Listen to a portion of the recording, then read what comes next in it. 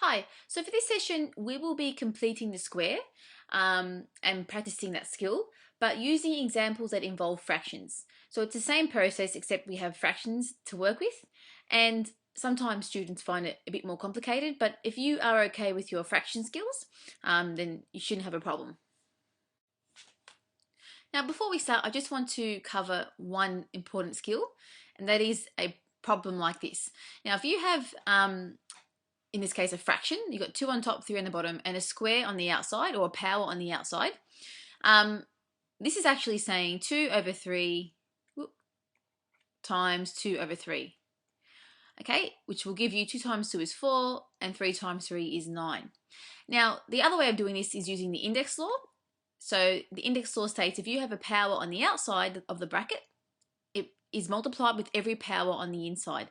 2 and 3 have a power 1, so we end up going 2 times 1 and 2 times 1. So the other way of doing this was to simply multiply the powers, and we end up with 2 squared over 3 squared, which then gives us 4 over 9. So either way will give you the correct answer, but it is important to remember this index law here. Now, with our first example, we can see we have a trinomial where we've got x squared plus 5x plus 1. And we know that with a trinomial, its standard form is we can have ax squared plus bx plus c. Just to recap that the a refers to the coefficient of x squared, b is the coefficient of x, and c is just the constant, the number on its own. Now, so to complete the square, well, first of all, can we factorize this trinomial without having to complete the square? Well, if we get our brackets ready, let's just have a look and see. We know the x's go here because x times x is x squared. This is all positive, so just plus and plus. Now, is there something times something that can give us 1 that adds to 5? Well, the only thing that can give us 1 is 1 times 1. And there is no way 1 and 1 can ever get to 5. 1 plus 1 is 2, 1 minus 1 is 0. So we cannot factorize this nice and easily. We have to now complete the square. So our first step in completing the square is to first identify what b is, and b is a positive 5. And now we have to halve b and square it. Now, to halve anything, we just have to divide it by 2. So 5 divided by 2. Okay, now the problem with this is 5 divided by 2, we can't get a whole number as an answer. Now, don't write this as a decimal. We don't do that, nor do we turn this into a mixed fraction. So we're going to square 5 over 2 as it is. So to square this, you put brackets around the 5 and 2, and you square it. And we know how to simplify this, and then that is, this is really saying 5 squared over 2 squared, which gives us 25 over 4. So for this example, you notice that we halved b, we squared it, we ended up with a fraction as an answer, which is fine. We're going to be using this now. And our next step is, if you remember, we have to now add this to the trinomial and then subtract it as well. So that's our next step.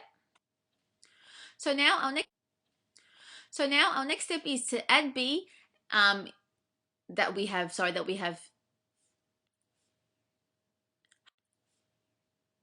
halved and squared, and remember it was 25 over 4. So I'm going to add this first. So we always add first, 25 over 4, and then we have to, of course, subtract this to keep our expression balanced, because we can't just add something and not subtract it, because then we've changed the whole thing.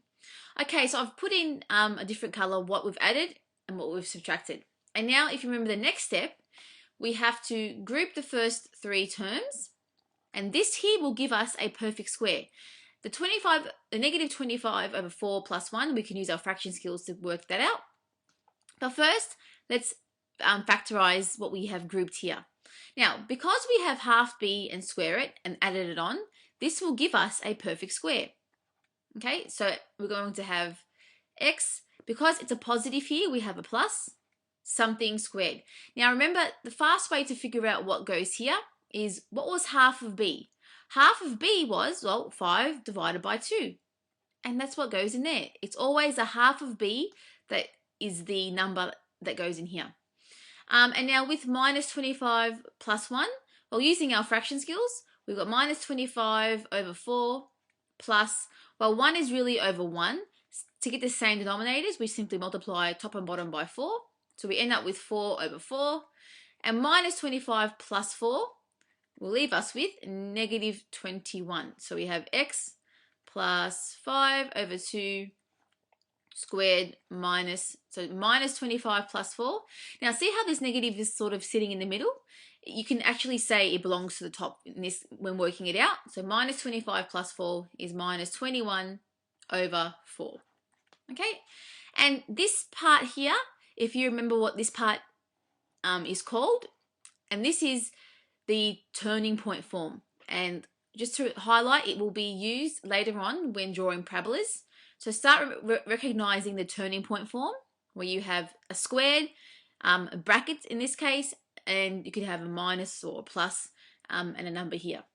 And because we have a negative here, we can now continue to factorize this.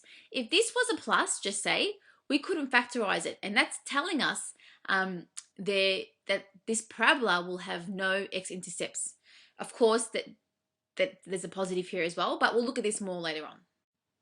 So now let's continue and let's factorize this to see what our x-intercepts will be. So now, if you remember, this is in the form of a squared minus b squared, and we know that this is difference of perfect squares. So our a is going to be this here, x plus 5 over 2, and we can see that everything in the brackets is being squared. Now, with the 21 over 4, I'll just rub this out so I have more room. Now you can see that we don't have, let's look at the numbers individually. 21, it's not a perfect square, but 4 is. Now if you decided to square root the whole thing and then square it, that is still correct, but the proper way to do this is to have it more simplified. And what I mean by that is, I'll just fix this too, is I am going to, if you remember working with surds, if you remember that rule, the square root of a over b is equal to this, you can separate that square root. So you can square root the a on its own and you can square root the b on its own. These two things are the same thing. And I'm going to apply that rule to this problem here. Whoops. Just rub this out. So I'm going to square root them individually because I can see my 4 is a perfect square. If 4 wasn't a perfect square, then just square root the whole thing and leave it like that. But just keep in mind, we want our answers to be simplified where possible. So now what we have is this. Let's continue. So I'll just write it out again. We've got x plus 5 over 2, which will be my a squared, minus the square root of 21 now. Because we have the square root of 21, and square root of 4 is 2, and of course we then have to square everything. We can't just add the square roots without squaring it. So I should have put a square up here as well. Okay, and now we can clearly see what a is and what b is. A is x plus 5 over 2, b is the square root of 21 over 2. And now we know that a squared minus b squared is equal to a plus b in one bracket and a minus b in the other bracket. And all we're going to do now is put them in their brackets. So let's do this. We have a, so x plus 5 over 2. Now plus b, so I'll change my plus sign to show that I am my a and b there. Oops. So plus b, and b is the square root of 21 over 2. Now I'll just rub this out so I can have more room. And of course next we have a minus b. So bracket a once again is x plus 5 over 2 minus this time. And b again, b was simply the square root of 21 over 2. And that's it. this has been factorized. Now, your final answer, it would be good if you notice the 5 over 2 plus the square root of 21 over 2, and same over here. See how they have the same denominator? I guess the best answer, the final answer, would be to put them over the same denominator, to have x plus, so 5 plus the square root of 21 all over 2, and x plus 5 minus the square root of 21, and they're both all over the 2. So that would be the best and final answer, but both are still correct. Now, we'll be learning how to solve these to find the x-intercepts. So right now we have factorized them, and the next few sessions we'll be looking at how to actually figure out now and use these to find the x-intercepts. So let's do one more problem.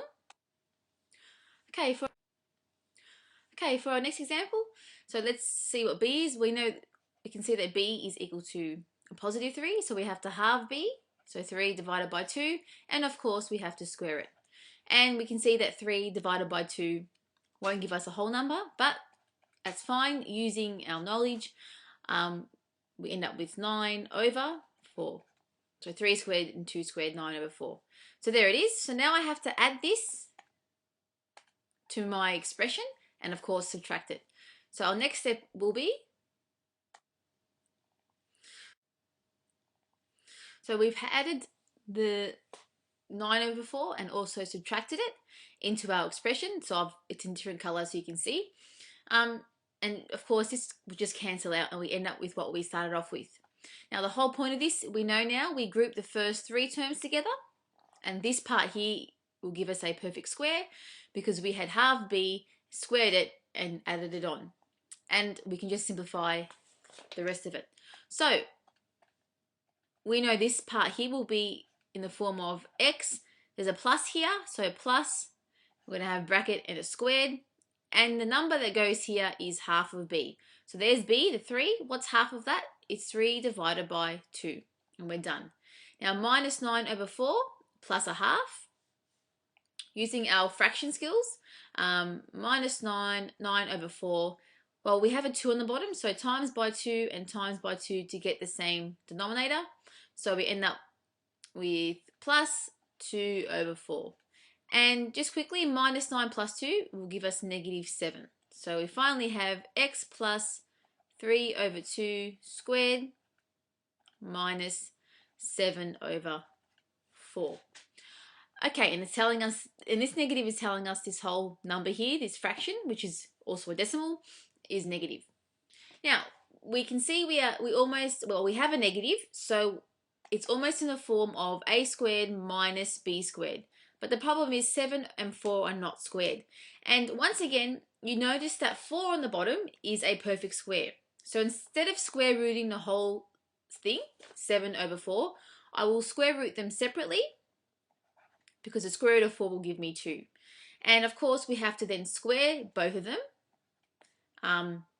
so nothing has changed. And the square root of 4 will give us 2. So finally, our b would be this.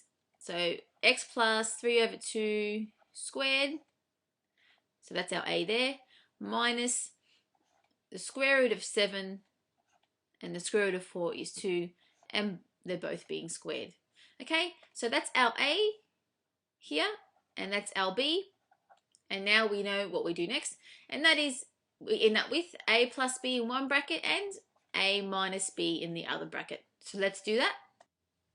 So a plus b, a is x plus 3 over 2, so I've got the brackets ready.